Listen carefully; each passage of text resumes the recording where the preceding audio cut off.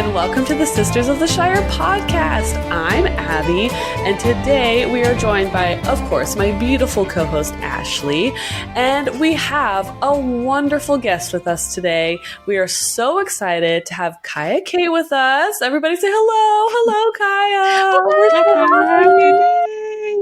Kaia. So, you can introduce yourself if you'd like. Well, hi, I'm Kaia Kay. I'm mainly on TikTok as the did you know, the Lord of the Rings did you know girl, where like most of my videos start with a Lord of the Rings movie clip and then it goes into me being like, did you know XYZ? So yeah, We love it. mainly what I'm known for. We love it.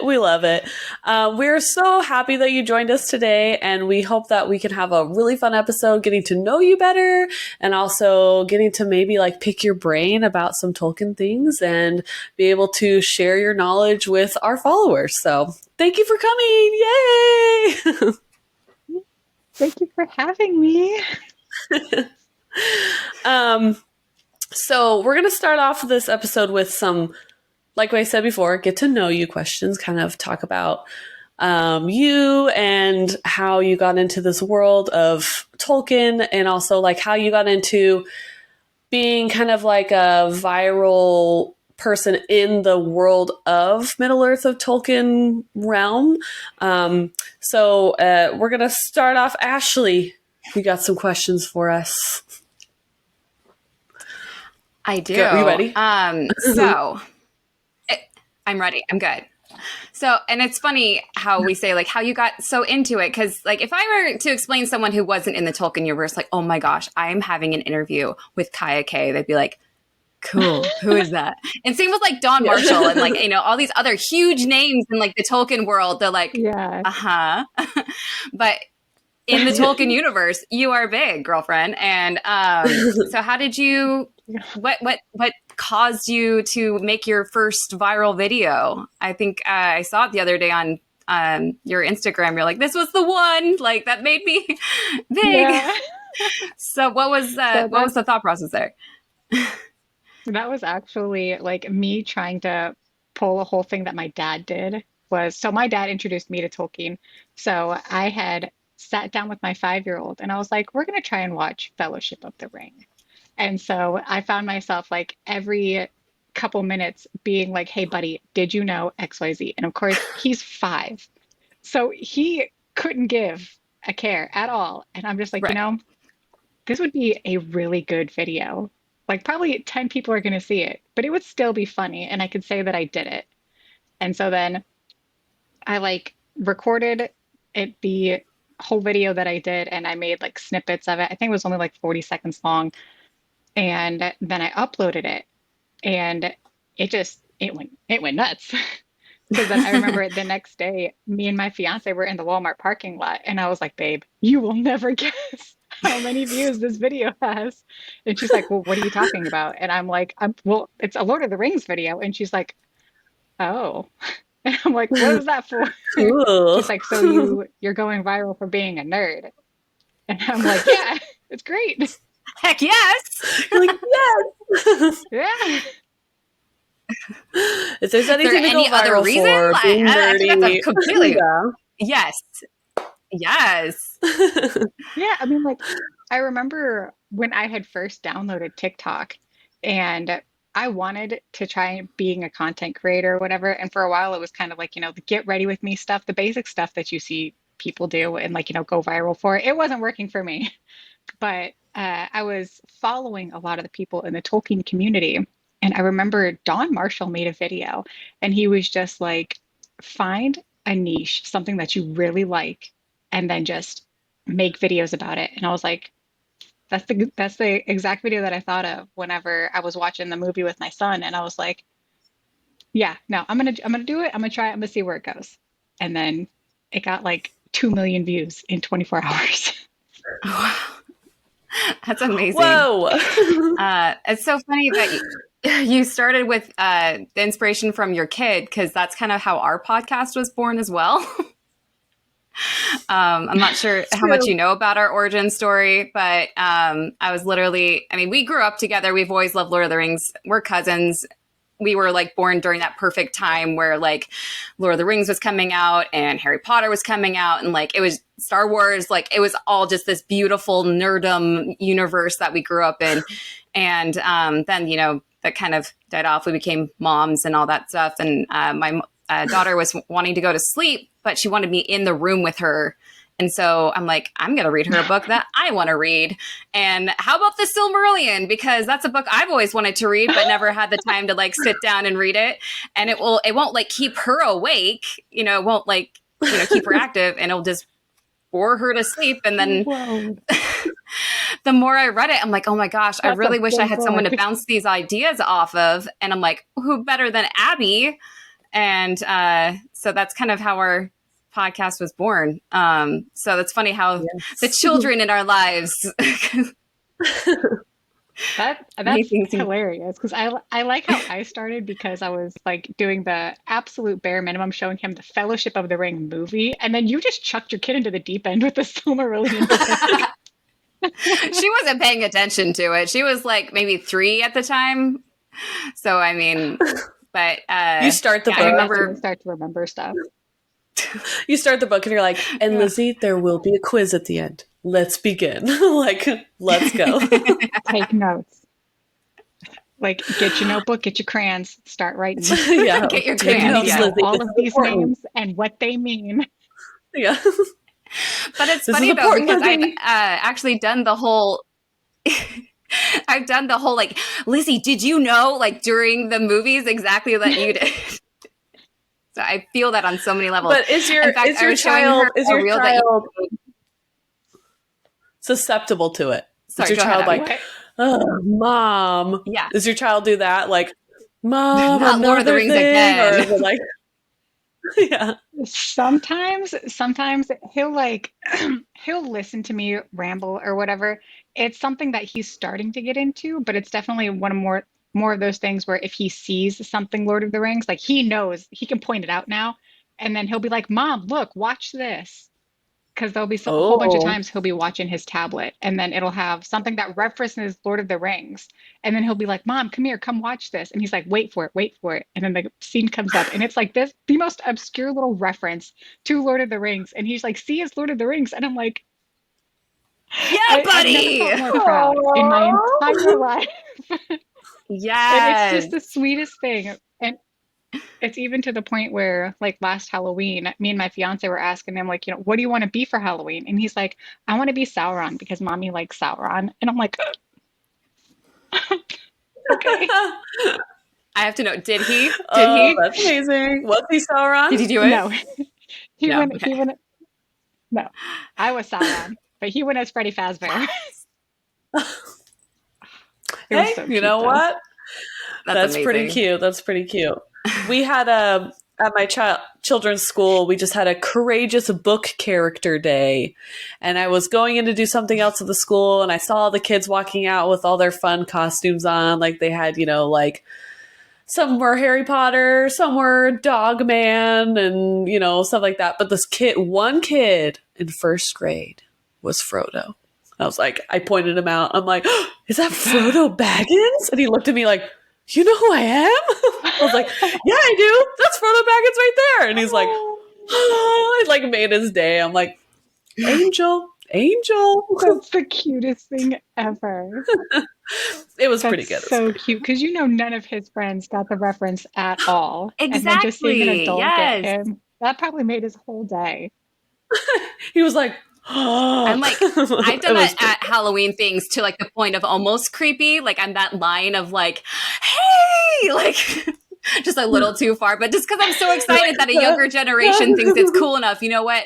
For Halloween, I want to be Gimli, or I want to be, I saw Tariel the other day. I'm like, oh my gosh. Yeah. So I was showing Lizzie the reel that you made, just because I'm like, oh my gosh, this is totally us too. Of it's like from the Minions quote, like banana or whatever. Yeah.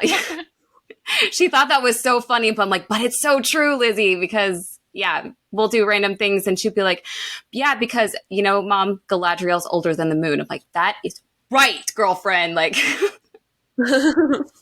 Yeah, you're so smart, and you make me so proud. so smart. Exactly. Well, I love that. So how have you been slowly introducing your nerddom? Because it's a hard line of like, you want them to appreciate it, but also like, if you're bored with this, I might give you up for adoption because it is the coolest thing ever. So like, I think like, at least for me, like I started with Harry Potter, like that was my in. Like, okay, if you can watch all the Harry Potter movies and stuff like that, I feel like we're getting close to Lord of the Rings. So like watching the like Lord of the Beans, like the Veggie Tales, or finding like the random like comic book ones that are more like kid friendly. Like, do you have like an in that you use with your kid? No, I really just sat him down in front of the TV. We watched the movies together. And of course, he's a little kid, so he loved the fight scenes. Like the Hobbit Yeah. movies are his favorite because they have really Heck great fight yes. scenes. And then like he'll ask me certain questions about certain characters in the movies. And it'll be like a question pertaining to what the character did in the movie. And then I'll be like, well, actually, this is how the story actually went. And then after I go on that ramble, he'll ask more questions. And then I'm just like, this is amazing. Because there was one Saturday, Play cool. Play cool. he asked about Gandalf. And then that led me into explaining how Gandalf is a Maya, and then how Sauron is like Gandalf. And he's like, so was Sauron like an angel? And I was like, yes. But then this guy Morgoth came along and he's like, who's Morgoth? And I'm like, kind of like, so I compared it to like Thor and Loki, or like Palpatine and Anakin, because he was already Yes. semi into Star Wars. And he's just like, oh, okay. And I'm like, this is great. He gets it. He gets it. I love that so much. So I have a question for you about kind of like that, getting into the experience of Tolkien with your child, but how were you introduced to Tolkien? Like when you were a child, what was your first like experience with Tolkien, or like, did you stumble upon it in your public library or your school library? Because that's kind of how my experience was the movies were coming out and all that stuff, and I love them. And then my school librarian was like, here you go. And I'm like, okay. And I like, Did you know it's based on a book? What? But how were you introduced when you were, maybe your kid's age, like, or however old you were when you were introduced into that world? How did you come about that? My dad got me into Lord of the Rings. I forget if it's like I think it's the Rankin and Bass Hobbit animated movie. Like he sat me down and we watched that, and I loved it. That was my favorite movie for the longest time. And then he's like, Yes. well, it's based on a book. Do you want to read the book? And I was like, yeah, sure. Why not? And then the Lord of the Rings movies came out.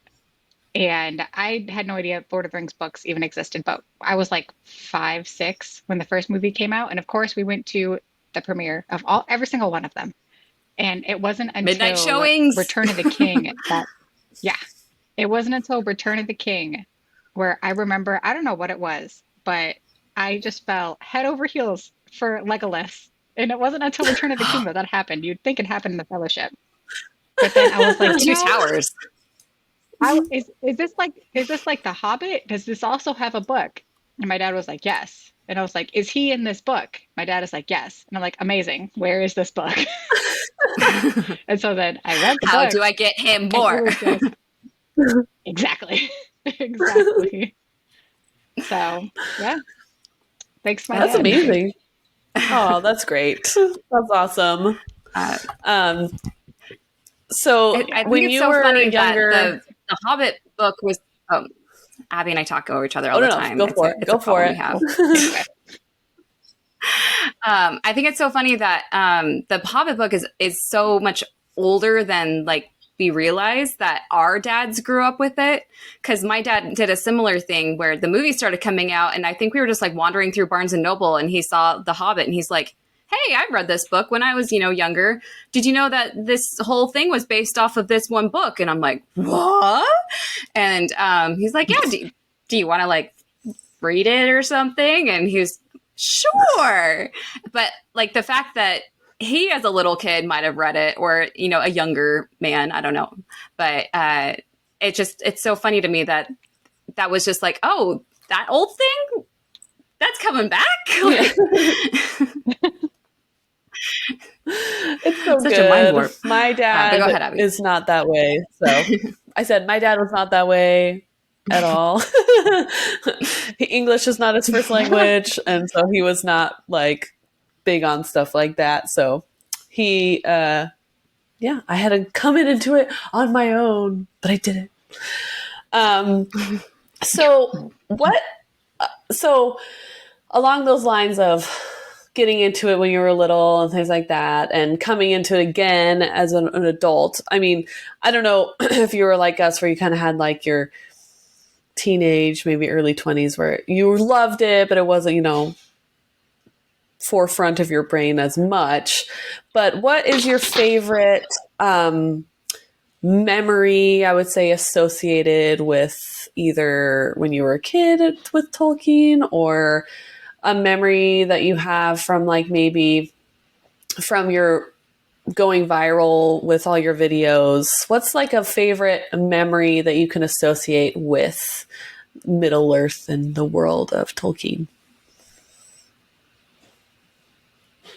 Probably my discovery of the Silmarillion, because it was in high school that I discovered this. Well, my dad showed me the Silmarillion, because I still loved Lord of the Rings. Like, if you had asked me in high school what my favorite movie was, it was Lord of the Rings every single time.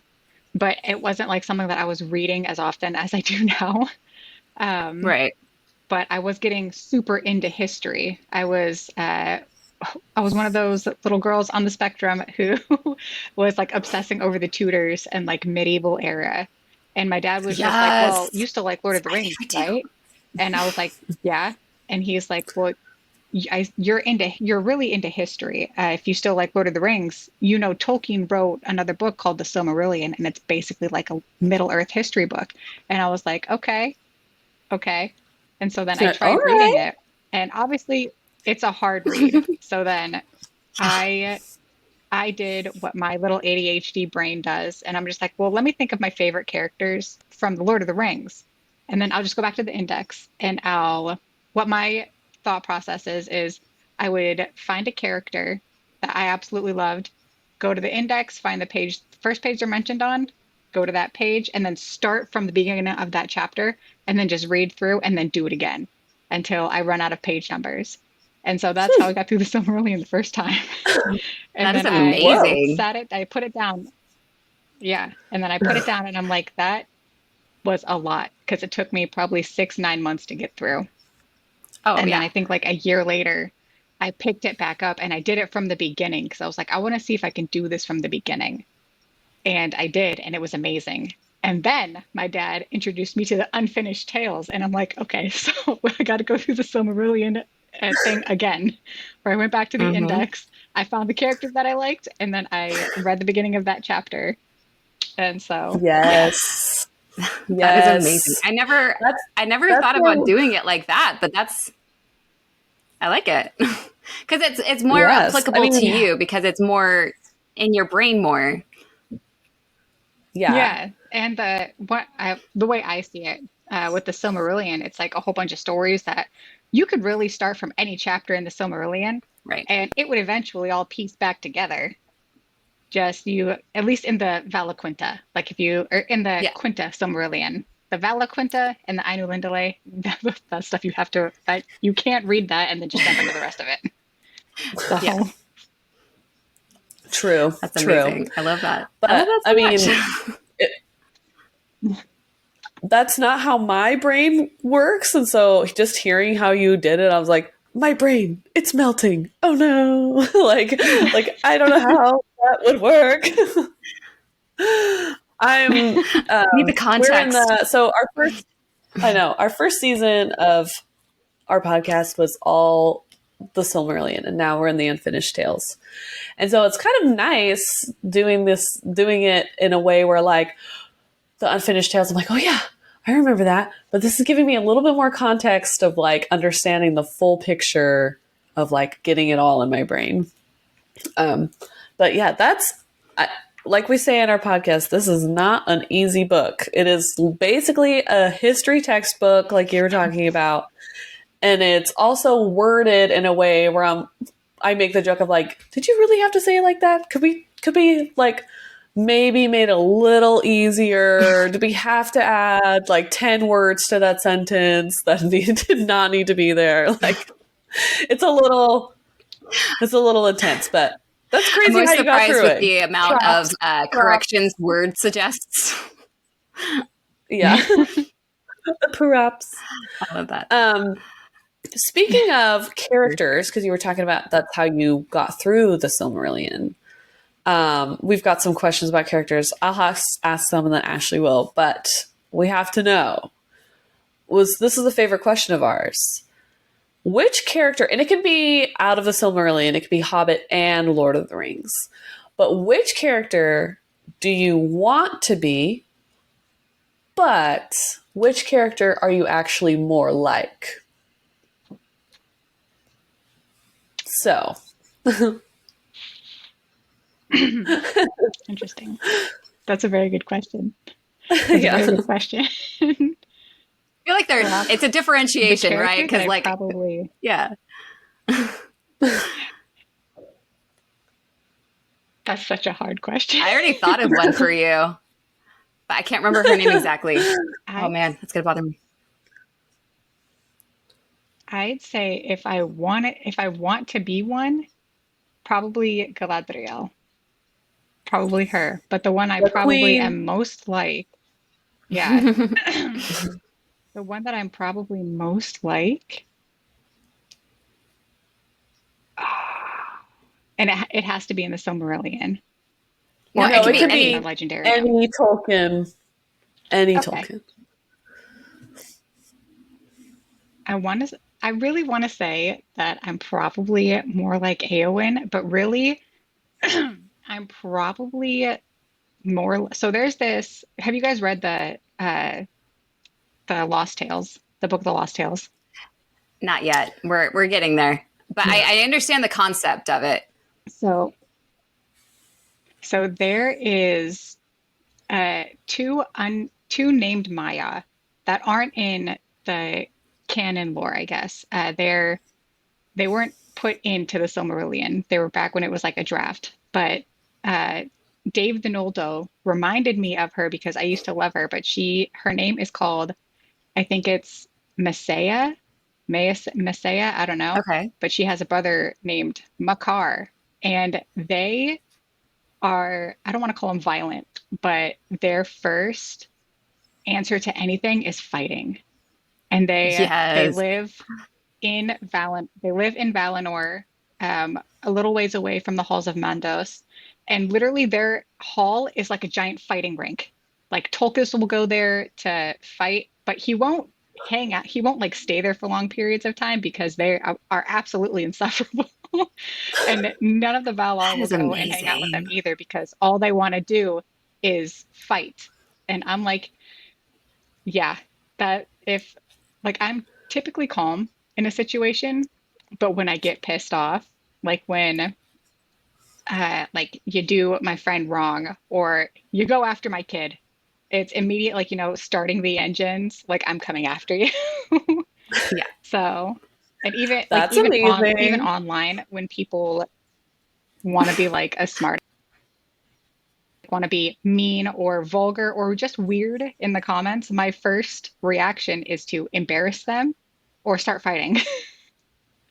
So I love that though. It's all about, it's not just being a jerk to be a jerk. You're defending someone. It's completely valid. Yeah.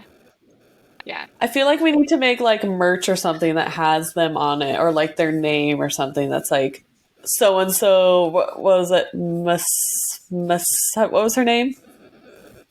The brother and sister. I think it's pronounced Messiah. Makar and Messiah, Messiah. I Makar think and that's Kind of sounds like Messiah. Artemis and Apollo. Jim. Kinda. Yeah. Oh, that's a good one. I like it. You need There's not enough Tolkien merch out there. There's not enough.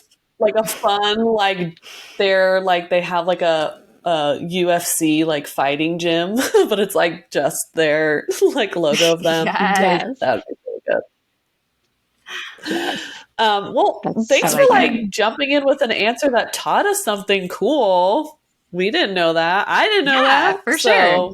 Absolutely. Look at her. Look at her We dropping haven't gotten knowledge. there yet, so yeah. Yeah. The first one I thought of for you, and it's mainly because you have your red hair, at least, but it's also from like as much as I could know you from your reels, which I feel like you kind of can know a little bit about people. But Aryan, the fire I Maiar love lady, her. I thought that was Yes, one for you I love her. too. She's in like my top 5 for my Oh. favorite Lord of the Rings girls. So, I love that. That's awesome. And she's also kind of got like a "don't Um, mess with me" vibe too. So that's what I thought of for you. Exactly. Yeah. Yeah. Do you There's have some another other question? I'm character sorry. questions, Ashley, if you wanna ask those. Some other character questions. Okay. So you know the whole vibe of like we had to make our own because it's not exactly appropriate, but like who would you kill, who would you love, and who would you Mary. That's so the like we made our own version. you know, that thing. Yeah. So we made our own version. So who would you want to have a pint at the Green Dragon with? Who would you want to go into battle with? And who would you sail to the Undying Lands with? In the Tolkien universe. Okay. Okay. So the pint I'd have with Gimli. Yes. The person I'd go to battle with, probably Aragorn, or That's a good one. or Eladin and Elrohir, maybe them. And then it wouldn't be possible for him, but if I could spend the rest of eternity with anyone, it would be Sauron.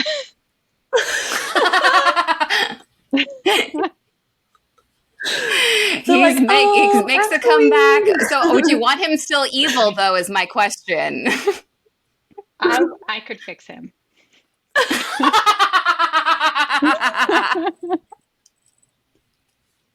You gotta I do can the whole fix him. I know Daddy, I I love him. could fix But he'd be different for me.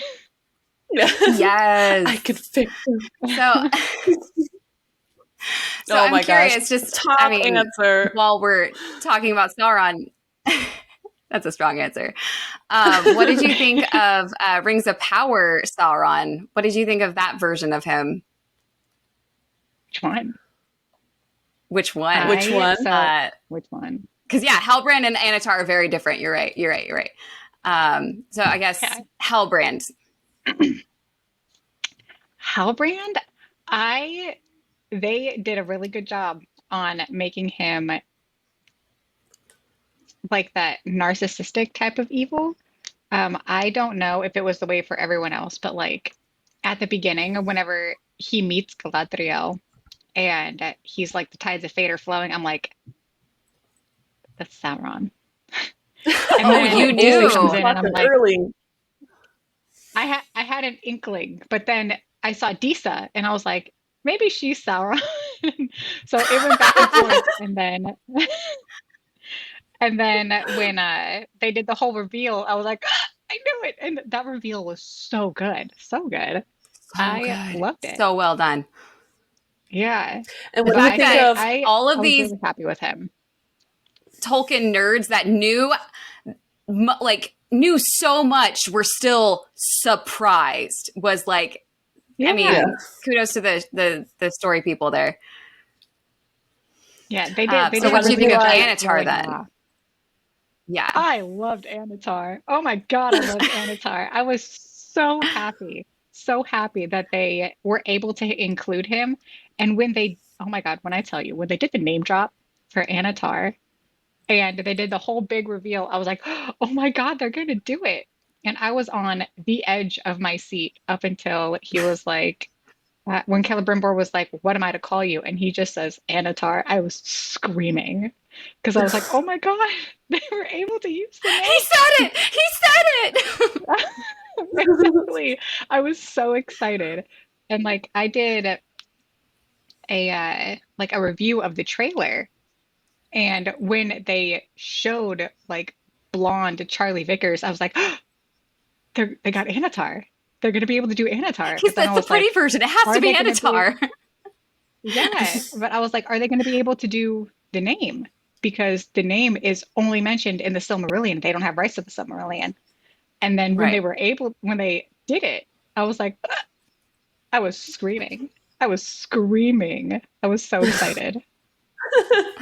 That's amazing. That was pretty great for all Okay, like so I have to deep know lore which one's hotter Tolkien fans. to you, Halbrand or Anatar? Which one are you taking to Honestly, the Undying Lands? See, it would be neither of them. It would be the redheaded Myron from the very first episode where I forget what the actor's Oh, name was, but when they had original Sauron and I love that they went with the red hair because I don't think it's ever mentioned that Myron had red hair, but it's always been Right. like a fanfic, semi Yeah. non-canon thing that he has red hair, and they decided to go with it, and it was amazing. So and then they stabbed like him a it. bunch. I like it. Yeah. What the hell? And then they stabbed him a bunch. That was pretty. Brutal. So we were talking about because we were also mentioning that my background because we're going to do a video version of this so everyone can see our backgrounds. Mine's pretty sad. I mean, you can kind of see there's more fun stuff over there. There's some more stuff over there. But I know that Ashley and you have really fun backgrounds that I can see a lot of fun Tolkien items. So our question for She's got a you lot more books is than I do. yeah, what is an item in your collection that you are the most proud of? Show I'm and most tell. proud Show of. and Oh tell. my. So Or really, that's your the favorite? thing that I'm probably the most proud of, oh my God, that's a hard question. Probably the thing that is probably my favorite is I have a little USB stick that has my dad reading The Lord of the Rings. And so he passed like 7 years ago. So yeah, that's like my I'm so favorite thing sorry. that I have.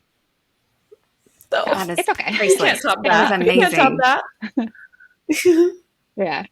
No, That's you so really can't. great. And then like I don't know if you could see it. It's like that thing right there. Those are his audiobooks that he used to listen to fall asleep. And my sister just gave me those because she found them in her storage. So I just got to bring those home. That is amazing. So that's fun. Oh, Yeah. That is amazing. that's great. That's a good one. That's amazing. That's a good one. That's something no one else can have in their collection. Yeah. And then what is a holy grail item for you for your collection? What is something that you're like, Holy grail item. someday I might have that? Oh. Probably one of the signed Tolkien books. Mm. You know, the ones that are like $14,000 Sure. on like a rare book website. So yeah, Crazy. definitely. But you never know, definitely one like- of those. Like if I would ever win, yeah, but like if I would ever win the lottery, I wouldn't tell anyone, but there would be signs, and that book would be There one would of be them. signs. Yeah. Well, I mean, you never know, like thrifting and stuff. Like Abby's found random, really cool stuff that's worth like money that just, grandma just gave away. You never know. It could happen. Oh my God. That would be such a find if I were to find like an original like signed copy of like Lord of the Rings or The Hobbit. Whew. Yeah. That'd be amazing. I think those would be finding like maybe in like England thrift stores. I don't know how many would be here, but if like we were thrifting in England, England, then maybe. I know there are 2 signed books in Southern Florida, but they're like $14,000. So yeah, that's how I know about that because I looked it up. Man, you have actually a really cool. I'm like looking at all the stuff on your shelf. I know. Ooh, what's like the poster behind that shelf right there? Is it a poster? Oh, that's actually like, it's a poster. It's a like a Hobbit movie poster. And I couldn't find anywhere else to put it. So I was just like, you know what? I'm going to put it on the inside of that shelf. Yeah. I love it. Is that Galadriel? Love it. Is that Galadriel in that poster? Mm-hmm. It's the one with, okay, there's Galadriel, Gandalf, Elrond, and Azog. Were they coming all cool? And I feel like they need to have. I feel like they need to have theme music when they're all coming in like different directions in that scene. Where I'm like, yes, power team. Forces united. Yeah. We asked this question to another guest that we had on, but we talked about you like kind of going viral for some videos that you had. Like I would say if we were to name your kind of videos, it'd be like, did you know videos, like those that's your kind of, vibe, I feel. So you've kind of gone viral for talking about the difference between the books and the movies, or maybe like explaining deeper meanings of some parts of the movies that are correlated more to the books that people don't get to see in the movies, but like, is happening in the back of your brain. You're like, this is actually what's happening. So do you have like a favorite deep dive or a favorite fact that you love? Like that's your favorite thing to bring up, like if you were watching with a friend or somebody who's never watched Lord of the Rings before. What's one of your favorite? You could be more than one if you have one, but your favorite kind of fact or deep dive that you love to mention during that. So for the Lord of the Rings, like Lord of the Rings movies, my favorite is probably how in the books, Sauron isn't described as like this big fiery eye. He actually has a body. Like he is more than likely physically complete again. He's just like super weak. And then for The Hobbit, I actually just made a video about this, but like in The Hobbit, they allude to the Witch King of Angmar falling and being buried in a tomb, and then all 9 being buried in that same tomb. And I'm like, no, the Nazgul didn't die because they couldn't be killed. There's a whole prophecy on it. The Witch King never died. He was never caught. He never fell. But actually, when the siege of Angmar happened, and I forget how to pronounce his name. I think it's like Aernor or something, went to chase the Witch King. Glorfindel was just like, no, his doom is still far off, and not by the hand of man shall he fall. And so that's no man can kill me. Like, no, exactly. Like, no, he's not dead. He couldn't get killed. And that's why Tom Bombadil is so important in the Lord of the Rings. Because again, like Merry didn't get those daggers from Galadriel. He got them from Tom Bombadil. Right. And that's why Tom Bombadil is so important. Special daggers. Yeah. Exactly. Yeah. We got a little bit of that in the like the in-between book at the end of the Silmarillion. I forgot what it's like, of the Rings of Power in the Third Age, that like last little section where you get that little bit of like snippets. I wonder if, and the cool thing I like about the books, the movies, is that like, it's the stuff that could have happened. Like they're like, oh, like Arwen was only in like 2 sentences in the Lord of the Rings. You don't know that. Maybe she was there. Like he didn't write everything. And so there's things that like, yeah, he got it wrong, but like maybe they were pretending to be dead. Maybe like these like other alternate theories that like, you don't know. But I'm not saying you're wrong, but I'm just saying like, technically they were not gonna, he was mostly dead. But like, stop breathing, Chips. Like, stop laughing. It's not funny. We're supposed to be dead. Like, they're like giggling in the tomb. Like can you just imagine though? Like, yeah. Oh my God. There was someone who commented on my video on the Witch King being like, you know, they can't fly. So after the Ford of Bruinen, they had to walk back to Mordor. Can you imagine what that conversation between them was like? Like, do you think the insurance is going to cover these horses? Yeah.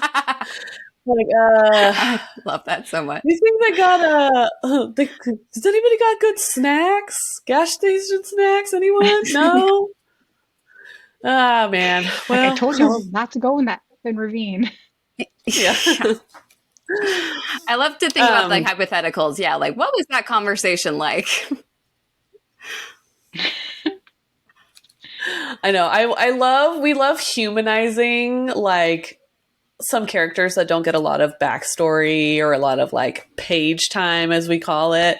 So like we talk about, you know, the orcs that help Sauron and Morgoth all the time. Like how they're always like, I need you to do this for me. And they're like, have little clipboards and they're like, okay, we need to do this today, everyone. And then like, we need to check this off for Morgoth today. Like he needs to get his, he needs to redecorate this room in his new lair. We're going to do this. Like we love like giving them who don't get backstories, but they're mentioned a little bit of having a job. And we're like, we're going to let them have time to shine. That's one of our favorite things. Yeah. Like they just have little meetings in the morning. They're like, okay, break. Yeah. Like we got new uniforms in today, one of guys. those moods today, guys. Be on your guard. Yeah. Yeah. Who's got the Balrog lately? Yeah. It was Jerry's turn. Jerry's no longer here with us. Okay, now it's Tom's turn. He's next on the list. So speaking of like the other things you were the Easter eggs and things you were talking about, how they like didn't really add into it. What are the things, talking about Rings of Power, as they're trying to bring more, you know, like lore into it? And you mentioned that you love that they said the name Anatar. Like that's kind of a deep cut for people who really know, like, oh my gosh, like they actually said it. What were your favorite kind of like, other than the Anatar part, what were the other things that you're like, oh my gosh, they actually brought that in, or they got that right, or, you know, something that you were excited about with the Rings of Power show?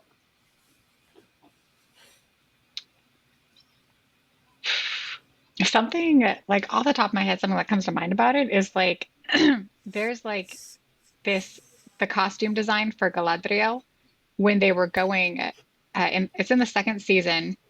I forget where they're going, but it's her, Rian, Elrond, and like the 2 other elves, and they go into the Barrow Downs, and you see Galadriel has like a crown of like a braided crown.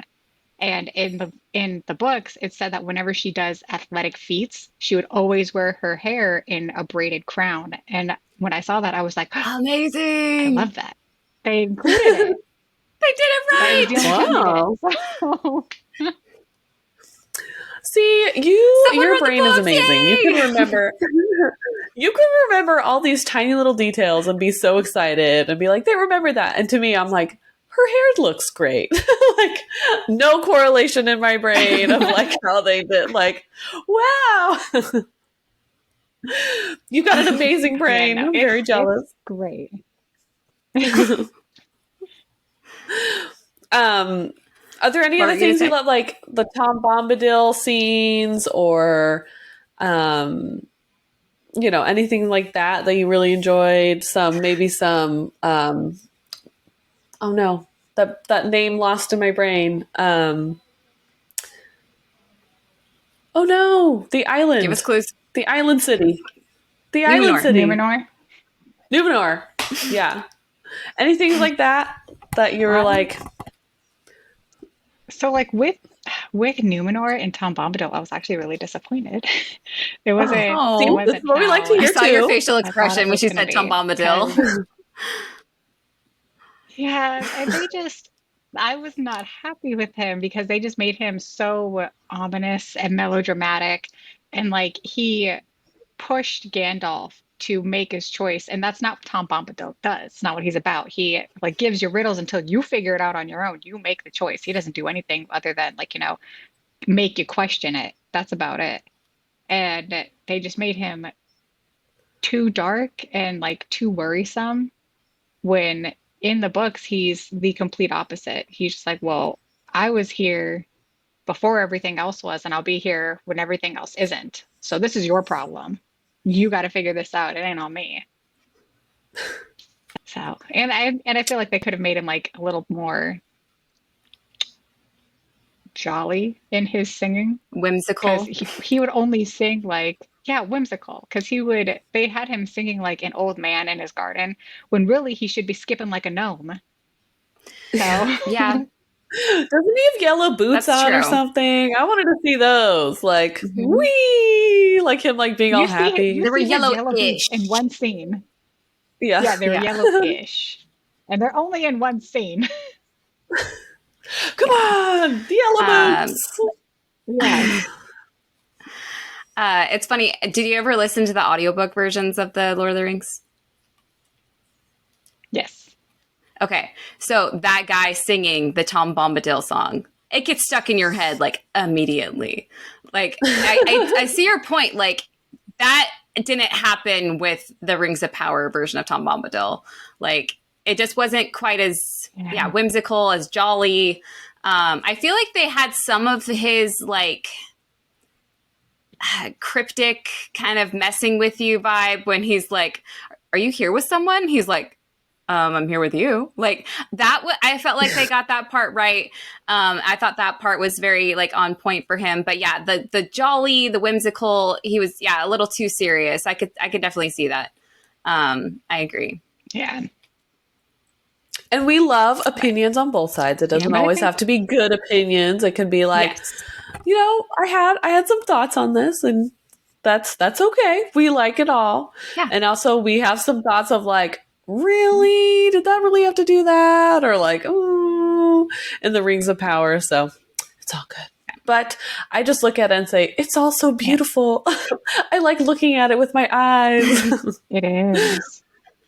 It is. and For something- me, I think that they did a really good job on the small stuff, but the big stuff, like the broad stuff, like Tom Bombadil or Numenor, it's disappointing. But then the small stuff, it's great because they got Anatar, they got like the creation of the rings, even though they're in the wrong order. They got how the faithful would worship like the Valar. Because like there's that one scene where they're in that temple, and I personally think it's Nienna, but there are some people who will say it's Eowyn, but they're like praying to one of the Valar, and it's just like, oh, look at that! And then of course, Yes. Kemen and his gang come and desecrate the temple, which is what a lot of the non-faithful did. Yeah. So it's great. We call him the Yeah, stupid we're- son and the annoying girl on our podcast. Ugh. Can't stand that. There was a point where and I it's was no like, offense to the actors. If anything, it's because they're doing so good. Like it's only you're doing Yeah. too good of a job that you have this nickname name. I'm sorry. Exactly. I feel like I was telling Ashley when we were watching, we do a review of the Rings of Power, that the daughter of Elendil, that just makes my eye twitch. I'm like, she could do something good, but it will not redeem her. I will never forgive. Like, I do not forgive her. Yeah. Exactly. It's that. just like Kemen. Oh my gosh. Oh my goodness. Yeah. We were do you have any... we were predicting what would be the most we were predicting what would be the most what's the word? Satisfying death for him. We're like, is it by an ent? Is it by Beric drop kicking his face? What would be the most satisfying death? I don't know. See, I'm the one who's of that theory that I think Kemen's gonna turn into the not the Witch King, the mouth of Sauron. So it's hard for me to picture that. What? That's a cool theory. I'm here for it. That's a cool theory. I like it. What are your predictions for season 3 of Rings of Power? Yeah. What do you feel like they're going to... They have a lot of loose ends to tie up. I know. They do. They got so much. I'm really hoping that season 3 is going to be very Numenor heavy. Like a lot of flashbacks, a lot of what was going on, like a lot more of what was going on when we see all the scenes in Eregion. And then I hope it ends with our Farazan capturing Anatar or Hellbrand, whoever they decide to make him, and then bringing him back to Numenor. And then season 4 could be all about the Akalabath. So that's what I'm hoping. It's probably not going to happen, but that's what I'm really hoping for. I like it. One can hope. That was one of my, like, there was a scene where, they see Elendil riding away and they see smoke in the distance. And obviously it was from like the culling or whatever they're calling it. Like I relate it to like the losing of the firstborn and the Prince of Egypt or whatever, like this, the gathering of the unfaithful or whatever. But I was like, it's too early to start the burning of the people, right? Like we're not there yet. Like, but like I had that thought, like, are we burning people now? We're starting early? Where is the orc with the clipboard? I'm really worried that they're going to end up doing. Where's the orc with the clipboard that's like, guys, too early, guys, we can't do this right now. Like we're jumping ahead of schedule. We can't do this. Yeah, like we're gonna have so many people mad at us. Okay, so definitely Numenor, the whole Anatar taking over but not taking over thing. They did really well with how cunning he is and how like serial killery he is with like the manipulation. I have this theory that the more you don't blink, the more evil you are in your scene, because he does not blink at all during his scenes. About that eye contact, right? So yeah, I'd totally be here for that episode, for that part. Yeah. Is there any other Charlie Vickers' portrayal of Sauron because he does it so well? So good. I love that they keep it with the book kind of like he's not this like beat 'em up like scary huge person where like fighting or swords or things like that is his jam. It's like I'm going to sneak into your brain and like live there for a little bit and be like super like cunning and like the sly kind of that kind of villain. And I think he does that so well. Like to see the physical representation of like him doing that in the Rings of Power, you're like, ugh. Like I feel weird. Like he makes me feel like, ugh. Like I don't know, but he doesn't look creepy. Yeah. He's not like physically hurting. I mean, he does kind of hurt kill a Brimbor, but he's not like physically like, At you the know, end there. yeah, he's not physically like, you know, this big warlord kind of scary villain. He's like, I'm gonna be your best friend, and then I'm gonna ruin your life. So Yeah. he does that so well. That scene, look at what you've done to yourself. That part, I was like, I know. Hold on, Ashley will come back. There she is. sorry. So, Sorry. My internet sucks. like what we, what other I storylines are feel you like looking I'm forward to? Oh, sorry. I want to hear more Yeah. of what other storylines you're looking forward to.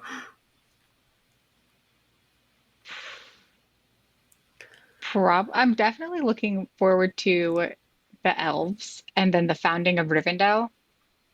So I'm curious if they're gonna like speed that up in season 3. And then the dwarves. I was very confused with where they left that off because it's like, Yeah. how are you going to recover from that? Because you and like 2 other people now know that there is this fire demon under your mountain. Are you just gonna stay there? Or Yeah. what you gonna do, buddy? Well, the rocks totally killed him. Like it's gone. It's fine. Yeah, 100%. Absolutely. But then Disa's bringing up Duden's brother. And it's like, okay, Yeah. What this the heck brother. did that come from? Yeah. We're So I getting guess family we'll find reunions out. left and right. Yeah. Um, Yeah, for real.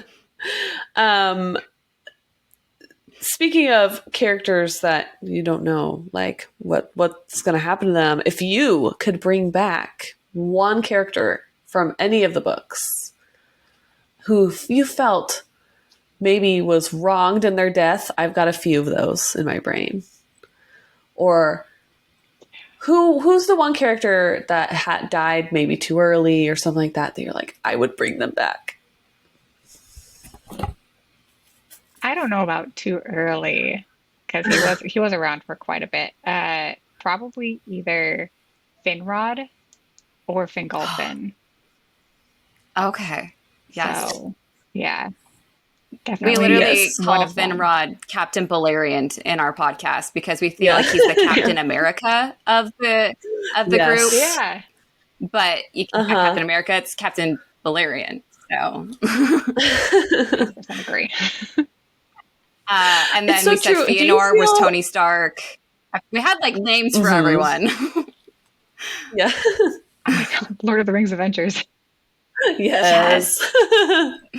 Except Thor was Thor, so it kind of broke a little bit, but yeah. Something like that.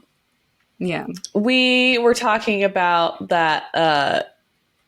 Do you feel like some of the bigger name characters, like the ones you just mentioned, or for me it was like Bellic and stuff like that, was like, do you kind of feel like their deaths were a little like, they could have been more epic? Personally, for me, their storylines were so cool, their characters were so cool, and then how they unfortunately died was like, oh, darn. like Bellic killed me. That No, one I hurt think- me. I was like, Oh my God. yeah. See, with Finrod and Fingolfin, I think that their deaths were beautiful. Like they were the deaths that they would have gone out as, like, with what's the word I'm looking for? In conjunction with their character, I guess. Yeah. Because Finrod was a proper dude, like super loyal. And of course, he went out like tortured to death and still not giving way to his bud. Yeah. So, and then Fingolfin, it's just like he was such a calm, cool, collected leader, being like, okay, no, let's think before we do anything.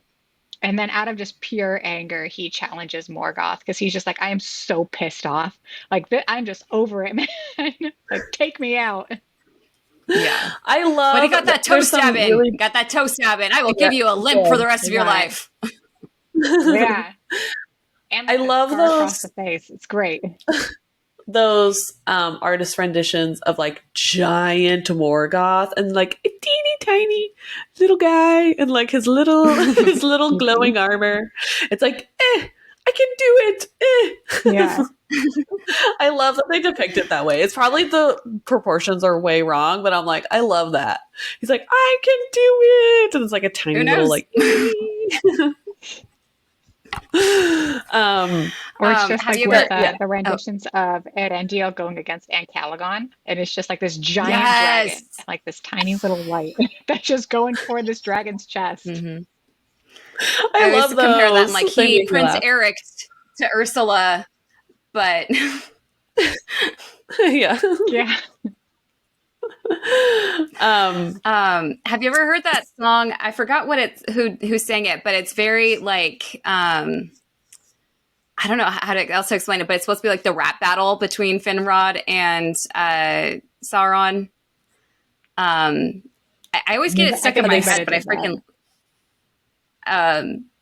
where it's like, who are you? And it's in this like crazy like middle voice, and then you have this like very like, I am the one, like, and he just is like, they have this like back and forth with each other. It's like one of my favorite songs ever. Who would have known there was a freaking rap battle in the Silmarillion? That's how it went down. I was there. I saw it. That's how it happened. I mean, basically, yeah. Yeah. Hopefully we're not jumping around too much with questions, but one of my favorites that I would love to know is, like we said before, you are kind of a bigger name in the online community of the fandom of Tolkien, and just kind of bringing it back into light of like, this is a wonderful world story, all the works that he's done. And first of all, thank you for being a woman in this fandom that is very knowledgeable. That's very it helps. Yes, queen. But also, like, I am a frequent, I do a lot of Comic-Cons, and the lack of Tolkien things at Comic-Con is so sad to me. It's so sad. So it's nice to see, like, on platforms like TikTok and newer things like that, to have more people like you coming in and talking about, like, Tolkien, and just, like, bringing it back into light in a way that like we're bringing hopefully new generation of people, or maybe not even a new generation of just like people who maybe weren't into it when the movies came out or things like that are coming back into it because there's more of that online presence of people who love Tolkien. Thanks to you. Thank you. Props. Thank you. So in your viral, ness about it, has there been a time or something that happened to you something that happened to you that you can attribute to, like, saying that, how did I word it, it's a favorite experience that Tolkien has brought into your life, maybe because of being viral or things like that? What is something that's happened to you that you're like, thank you for my nerdiness has brought this into my life that I love? Oh, Warner Brothers invited me to the premiere of War of the Rohirrim.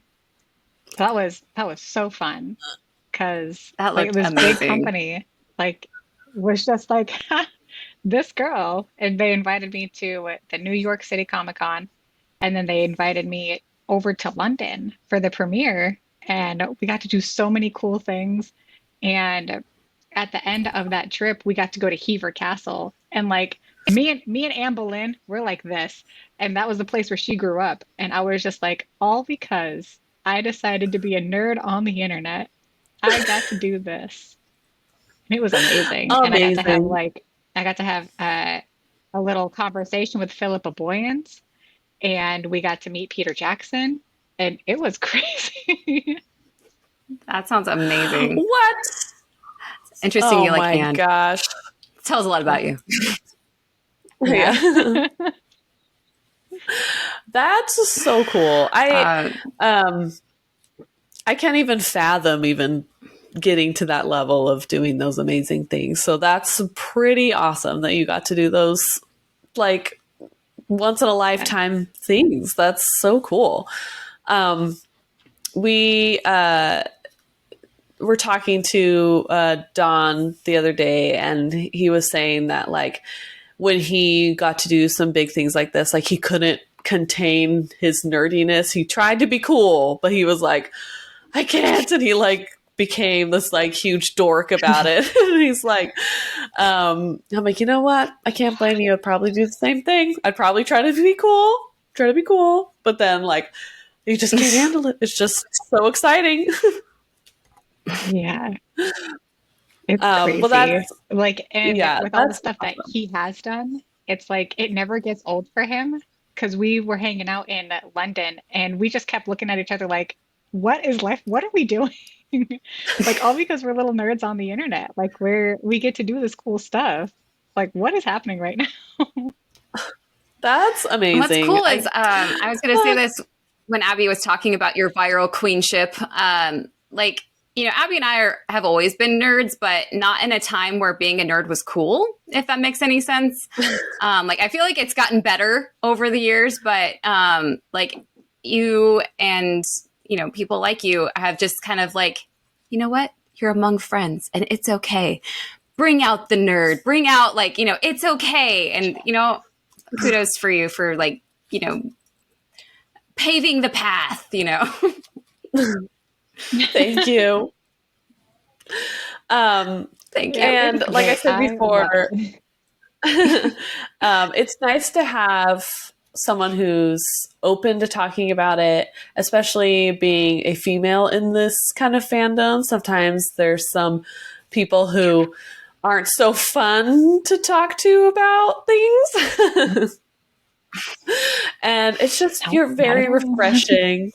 refreshing to have a fellow person who you're like, yes, I also love it. Let's talk about it together and love it together. And you're like, yes, thank you.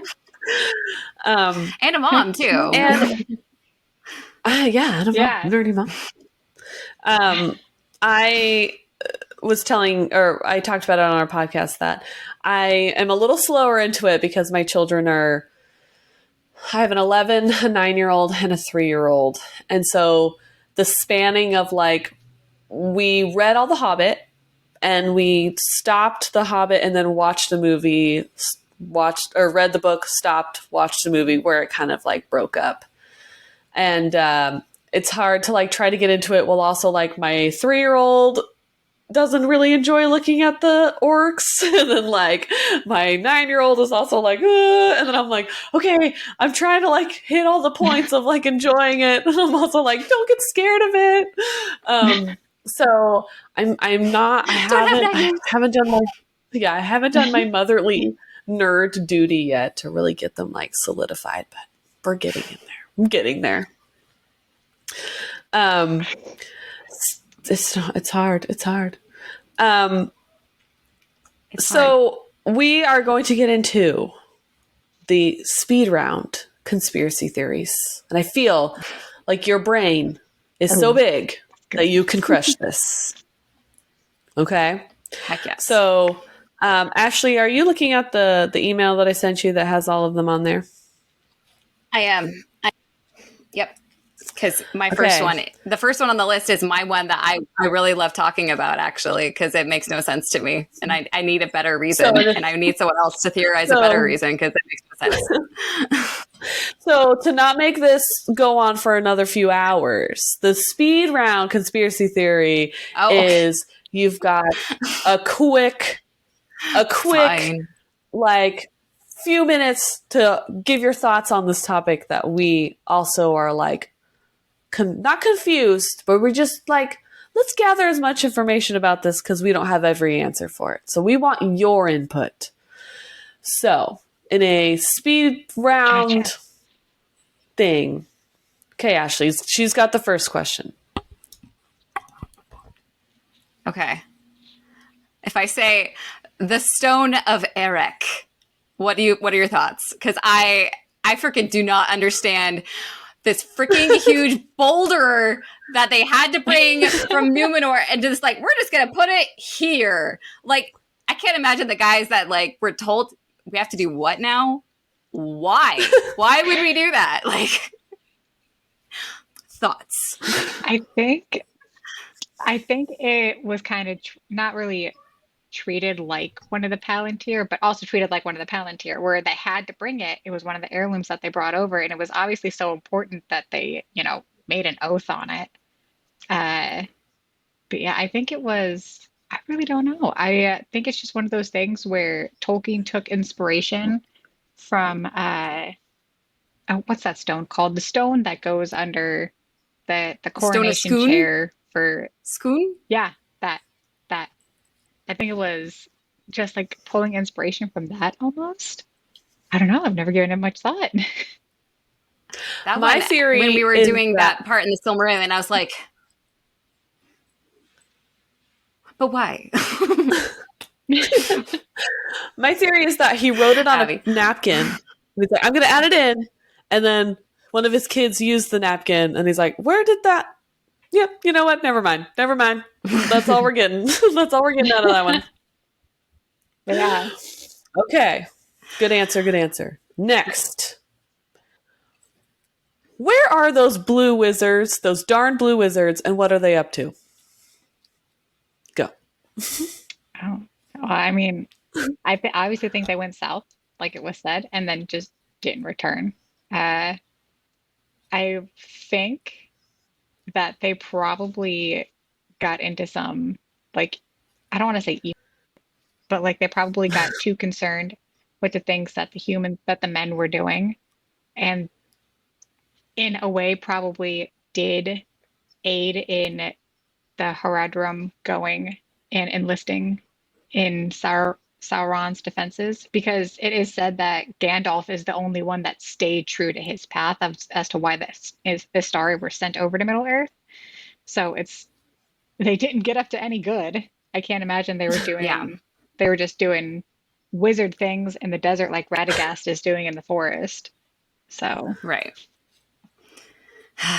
It's giving like when such a mystery though. I mean, not to compare them because one, they're very different, but that kind of vibe of like when Obi-Wan Kenobi leaves and he's like becomes a hermit in the desert. Yeah, that's what I'm feeling. They're like, that crazy old guy, that crazy old blue wizard in the desert, we don't know anything about him. Okay. Ben? Next. Oh, Ben the Blue Wizard? I haven't seen him forever. Next. Why is Huan the goodest boy? Oh, because he was a gift from Orome. He's a Hound of Valinor. So he's literally a god dog. And then he was given to Celegorm, and Celegorm was not the best. The worst. But then he gave him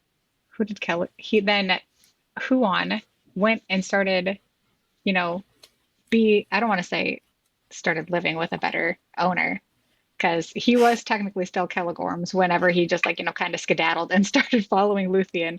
But he made the right choice. That is why he's the goodest boy, is because he looked at Celegorm and then looked at Luthien and he was like, I'm going to go this way. We're going this way. I'm going to go with the pretty lady over there. But I'm going this way because you decided to be weird about this pretty lady. So I'm going to go follow her and you do whatever you want to do. She gives better tummy rubs. Man. Yeah, the vibes were weird. Exactly. Gonna go with this lady. Dogs can always tell a bad person. But I want more Orome. Like, why is there only one Huan? Like, there's only one creature that has that awesomeness. I mean, granted, these I can't do better than Huan. Huan's freaking amazing. But it's funny that he is a gift from the Valar. Had to have been more than one cool.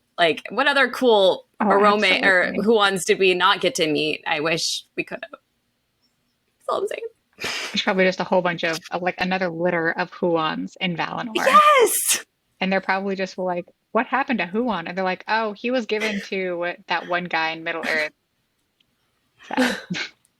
They didn't do the right adoption Freaking love process where they have to really do a background check on the new owner. They didn't get that very far. And so he didn't get like, ugh. Okay. Next. My paperwork's important. Where are the Entwives? Where'd they go? Where are those Entwives? What's your theory? Conspiracy theory. Go. We lost them. I don't think it's a conspiracy theory. Do you know where the Brownlands are? The Brown Land. map. Have we gotten there yet? Do you know why they're? Yeah. Let me see. No. Hang on. Let me. Oh, she's knowledgeable. She knows more. Do She I? knows more than No. us, Ashley.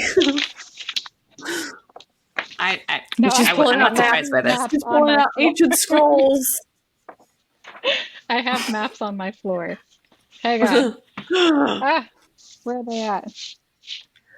Ashley, we So should not- I get don't have a maps Middle of Earth Middle map over Earth on like old timey scrolls in our libraries. Like we have to pull them out, That's a open good them like idea.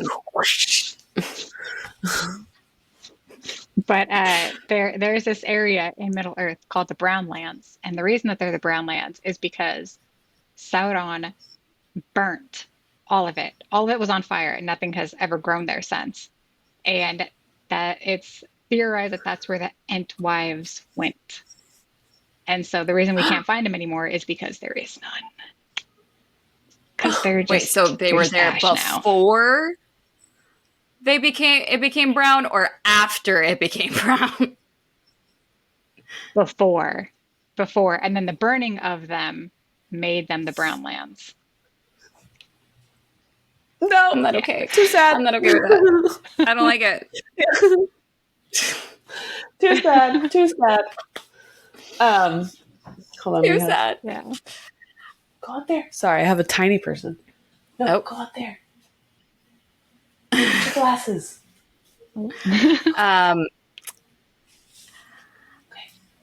On a scale of 1 to 10, how annoying is Turin, or as we call him on our podcast, Turden? So I don't know if you know who Belmont is. He's another Tolkien creator. He has helped me really have some empathy for Tootin. So I'd say he's a 5, a solid 5 on annoyance. Because I understand why he is the way he is. But he can make the conscious decision to not be the way he is, and he chooses not to. 100%. So he's a 5. We blame it on his 'cause that's one undeveloped thing frontal we've learned, cortex of being a teenager. Yeah. Yeah. That's one thing we've discovered with doing, because we're at the Children of Hurin section now in the Unfinished Tales, and it is very different than the Silmarillion version of the Children of Hurin. And he is just like, before he was like, oh, maybe he's misunderstood, or maybe, but then in the Unfinished Tales, he blatantly makes wrong decisions. So I'm curious, what was his selling point to you to get you to have more empathy? Because we're not there yet. We just find him annoying. So the one that I go off of is in the Unfinished Tales, kind of the explanation of his backstory of like, The sister? I forget what it is now. Not so much the sister. The sister is the thing that weirds me the hell out. I can't think of that. I can't think Oh, of no. that part. I meant La Life. La Life, not Neonor. La Life. Oh, okay. Okay. Yeah, that's a whole nother. We're gonna have. That's one of the questions I have for Tolkien. talk about that. Why did you do that? Yeah, we're not going to talk about that though. Yeah. I thought you were referring to that backstory, like the La Life thing. Now that I'm having to think about it, I can't think of like the list of what I have, but I know that I have one. I just can't think of it right now. It's like I'm completely blanking on it. We put you on Cool. the spot. I'm sorry. We just know you have a solid 5 appreciation. So you're 50-50. You're like, I get it. You had a rough childhood. You had a rough growing up. But also, you could choose not to be a jerk that makes bad decisions sometimes. That's up to you, bud. That's why I tell my kids all the time, your attitude is your choice. You can change it. You don't have to stay that way. The mother Like, it's in okay to me feel is the way like, you're feeling, but it's your choice yes. as to how you act on it. Such a mom response. I love I it. get very motherly to some of the characters, where I'm like, somebody needed some more parental guidance. Like, they just didn't get it. We're like, come Someone needed more on. They hugs. needed, or my thing is that they needed more hugs growing up. I'm like, they just needed someone to love them and to give them some physical love and attention so they could be okay later on. That's But literally no, the Feanor. Silmarillion is full of Literally parents that Feanor. leave their kids.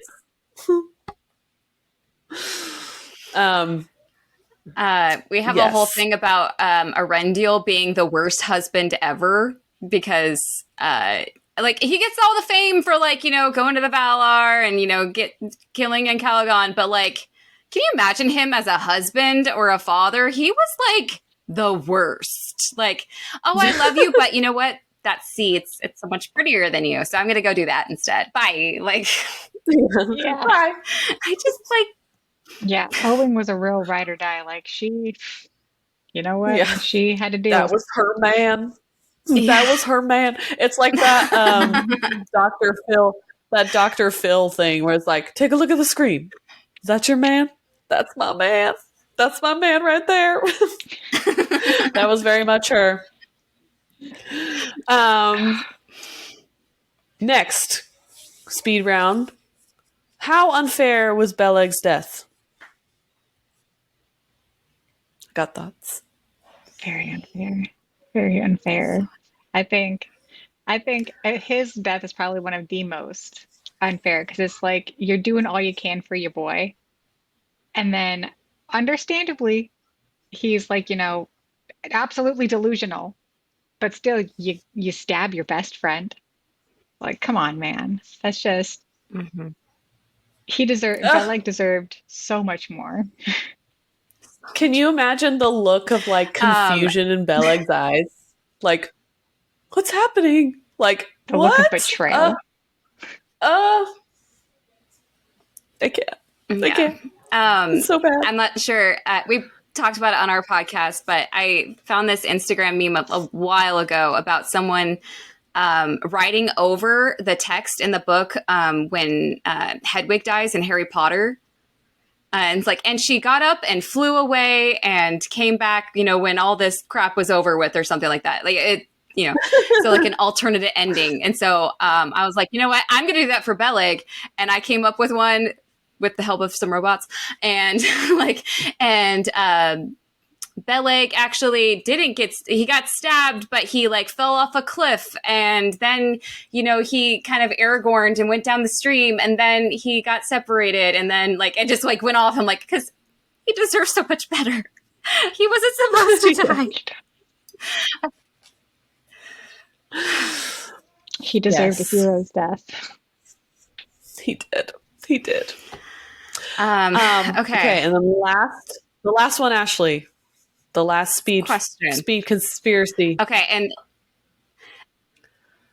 and this is one of those that like I feel like there's evidence, but it's still also a dispute.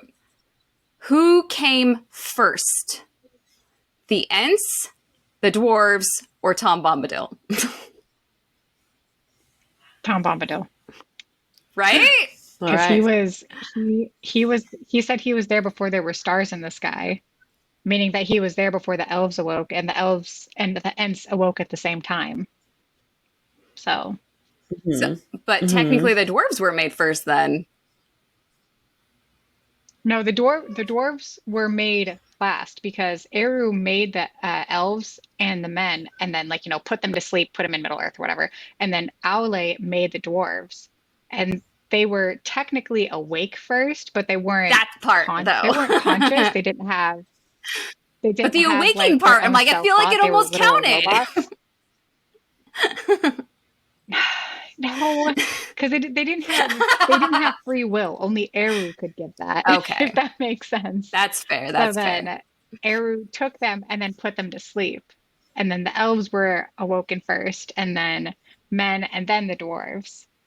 but the Ents and the elves woke up at the same time. But Tom was always there.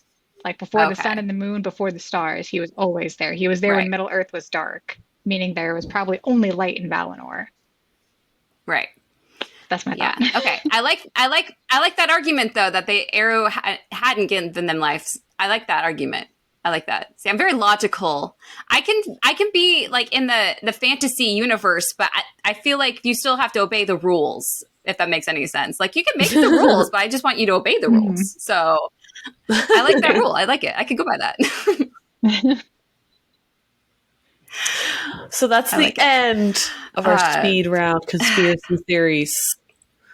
Thank you for doing that. That helped solve some mysteries for us. And when we're going to interview some other people, maybe they have different conspiracy theory ideas. So we're getting all the info we can.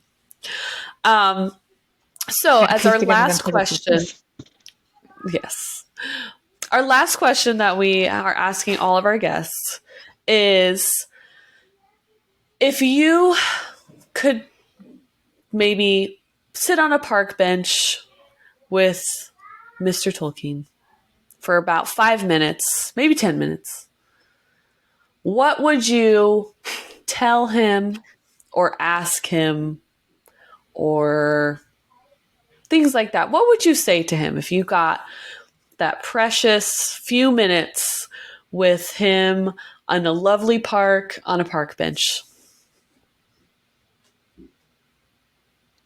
I would probably ask him if Sauron could be redeemed the way that Alcé was. Because the way, like, Alcé almost fell to Morgoth too, but then he had Ewinin, and Ewinin was just like, stop, stop. And then she went to Manwë, all that stuff, convinced him to not do the bad stuff. But it said that even though he was still like restless and angry, he never went to the evil side. I want to know if that would be possible for Sauron, because after Morgoth's defeat, he had the chance to go and beg for forgiveness. And had he had a Ewinin, would he have? Like, could he have been convinced of that? I like that. So that could have been Galadriel, is what you're saying. It could have been me. Well, obviously, yeah. Me. Put me in, Forgot that coach. part. I'm sorry. I can do it. I'll take one for the team. I volunteer as tribute. I can do it. I love fix that. him.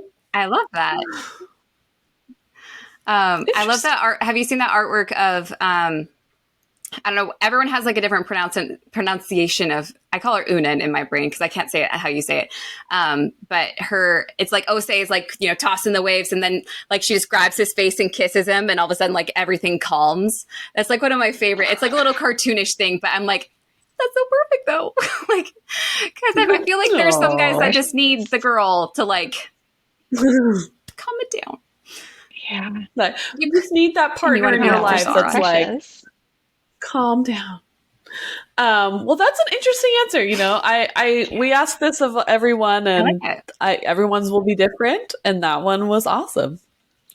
So as we are concluding this episode, do you have anything else that like maybe you want to promote, or your Instagram handle, or TikTok, or things like that you would like to talk about before we sign off?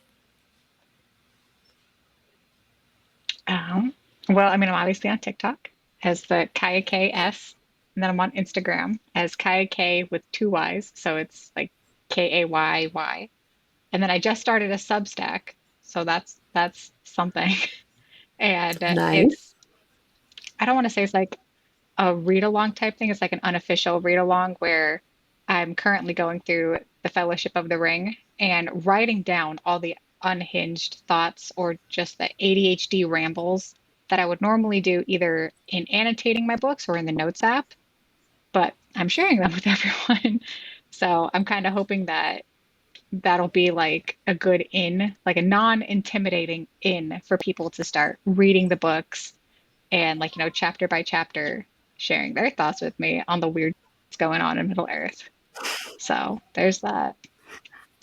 That's Love it. awesome. We'll have to check that out, of course. Yeah. So like she said, please go check her out on TikTok and Instagram. And she has some fun videos for everyone that are just like little tidbits of knowledge that's fun to like, maybe if you remember them, then you can impress your friends if you guys watched Lord of the Rings or The Hobbit together. You could sound like the cool, knowledgeable person, and you can thank Kaia for that info. Well, we loved having you with us today. It was so fun. We love to nerd out. If you ever want to come back and nerd out with us, we'd love to have you. We do not reviews, kind of like we call it a fun book club. So it's like we talk about a chapter of a different work of Tolkien. And if you ever want to come on and talk about a chapter with us and kind of delve deeper, because you have the knowledge, we would love to have you again. We also have a Patreon. If you guys, you listeners out there, would love to support our Patreon at Sisters of the Shire. Sisters of the Shire Podcast, sorry. Thank you to all our listeners out there. And a thank you to Kaia for being with us today. We loved having you. So much, Kaia. We are so happy that you are in this fandom with us and that you are a shining light of like unfathomable knowledge. Your brain is crazy, girl. I cannot do that. Like, I don't know how you store it all in there. My kids each took a chunk of my brain and memory, so I'm rattling around with not a lot left. So thank you for coming and hanging out with us. It's been wonderful. Thank you for having me. Of course, you can come back anytime. So as we say Anytime. in the end of our episodes, I always say, thank you for teaching me today. Thank you. It was great. You gave me more knowledge. Thank you. You taught me things I've never even heard of before. Crazy. I still think we should make those Maiar gym shirts of their UFC fight gym, of those two Maiar that you were talking about. That's honestly genius. Well, Abby is the artist between us, so I'm the idea person. Abby, make it happen. Yeah, do it. I will get the correct spelling, we need then a Abby will make it happen. Okay. Anyway. Fight or die. Well, yes. We're going to sign off by saying our name. So I've been Abby. I've been Ashley. Or Kaia. Go for it, Kaia. Well, I've been Kaia. And we have been the Sisters of the Shire, and we're adopting Kaia into our sisterhood today. So we're so grateful that you joined us today on our podcast, and we hope that you can join us next time. Thank you and goodbye. Bye. Goodbye.